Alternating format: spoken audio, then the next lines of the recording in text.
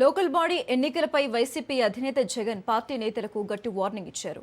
ఏ నియోజకవర్గంలోనూ ఏకగ్రీవాలకు అంగీకరించబోమని, ఎక్కడైనా పోటీ లేకుండా ఏకగ్రీవాలు జరిగితే తదుపరి అసెంబ్లీ ఎన్నికల్లో అక్కడి కోఆర్డినేటర్లు పార్టీ అభ్యర్థులుగా పోటీ చేయడానికి అర్హులు కారంటూ తేల్చి చెప్పారు. అమరావతిలో పార్టీ నేతలతో జరిగిన సమావేశంలో జగన్ స్థానిక ఎన్నికల వ్యూహంపై దిశానిర్దేశం చేశారు. కూటమి ప్రభుత్వం అధికార దుర్వినియోగానికి పాల్పడే అవకాశం ఉందని, అయినప్పటికీ ప్రతి స్థానంలోనూ పోరాడి తీరాల్సిందేనని స్పష్టం చేశారు.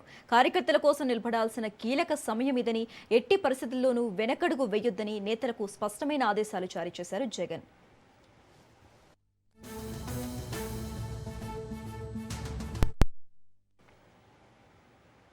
రైట్, ఇక ఇదే అంశానికి సంబంధించి మోర్ అప్డేట్స్ మా ప్రతినిధి రమేష్ లైవ్ ద్వారా అందిస్తారు. రమేష్.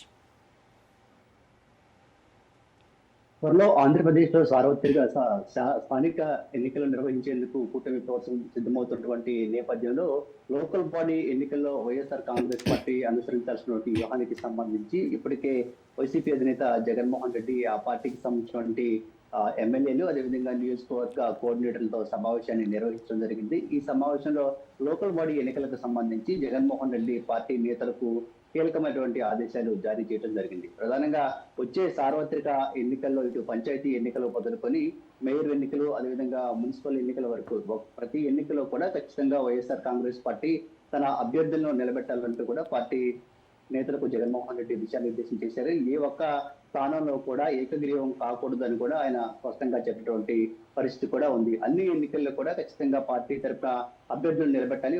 ఒకవేళ ఏ నియోజకవర్గంలోనైనా ఏకగ్రీవం అయితే ఎన్నిక ఖచ్చితంగా ఆ నియోజకవర్గానికి సంబంధించినటువంటి కోఆర్డినేటర్ ఎవరైతే ఉంటారో ఆ కోఆర్డినేటర్ కి వచ్చే ఎన్నికల్లో టికెట్ ఇచ్చే అవకాశం లేదని స్పష్టంగా చెప్పినటువంటి పరిస్థితి కూడా ఉంది.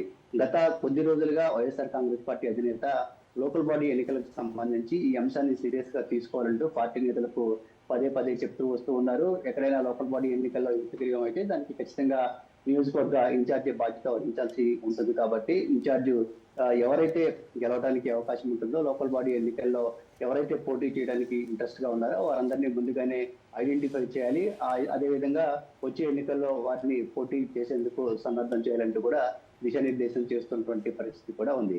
అదే సందర్భంలో ప్రస్తుతం కూటమి ప్రభుత్వం వ్యవహరిస్తున్నటువంటి తీరు నేపథ్యంలో స్థానిక సంస్థల ఎన్నికలు అనేవి పారదర్శకంగా నిర్వహించడం సాధ్యం కాదనే అభిప్రాయాన్ని కూడా జగన్మోహన్ రెడ్డి వ్యక్తం చేస్తూ ఉన్నారు. ఇప్పటికే ప్రభుత్వం పోలీస్ యంత్రాంగాన్ని ఉపయోగించుకొని వైఎస్ఆర్ కాంగ్రెస్ పార్టీ నేతలపైన కేసులు పెడుతున్నటువంటి పరిస్థితి కూడా ఉంది. లోకల్ బాడీ ఎన్నికల్లో కూడా పోలీసులను ఉపయోగించి ఎన్నికలు నిర్వహించేందుకు ఖచ్చితంగా అవకాశం ఉంటుంది.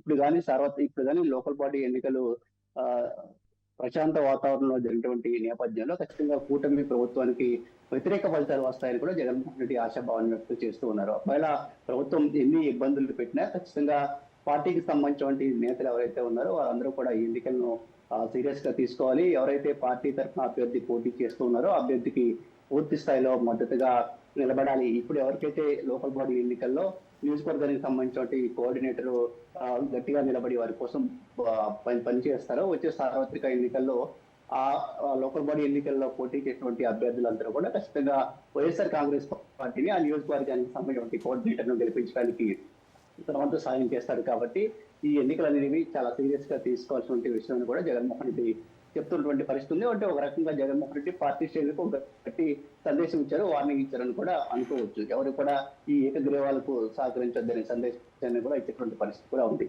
అయితే దీనికి ప్రధానంగా జగన్మోహన్ రెడ్డి గత 2 ఏళ్లుగా కూటమి ప్రభుత్వ వైఫల్యాలపైన పెద్ద ఎత్తున ప్రజల్లో పోరాటం చేస్తూ ఉన్నారు. ఈ పోరాటాలకు ప్రజల నుంచి కూడా మంచి స్పందన వస్తున్నటువంటి నేపథ్యంలో లోకల్ బాడీ ఎన్నికల్లో ఖచ్చితంగా వైఎస్ఆర్ కాంగ్రెస్ పార్టీకి ప్రభుత్వం పైన ఉన్న వ్యతిరేకత కలిసి వస్తుంది. కాబట్టి ఎన్నికలను సీరియస్ గా తీసుకోవాలని జగన్మోహన్ రెడ్డి పార్టీ నేతలకు చెప్తున్నటువంటి మాట. ఎందుకంటే జగన్ ప్రజల్లోకి వెళ్తున్నటువంటి సందర్భంలో పెద్ద ఎత్తున ప్రజలు జగన్మోహన్ రెడ్డిని కలుస్తూ ఉన్నారు, వారి సమస్యలు చెప్పుకునే ప్రయత్నం కూడా చేస్తూ ఉన్నారు.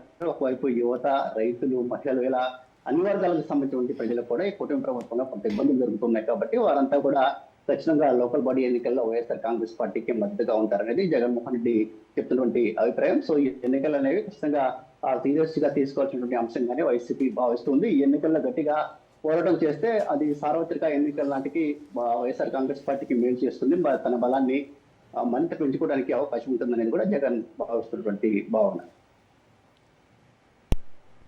Okay, right. Thanks for the updates Ramesh.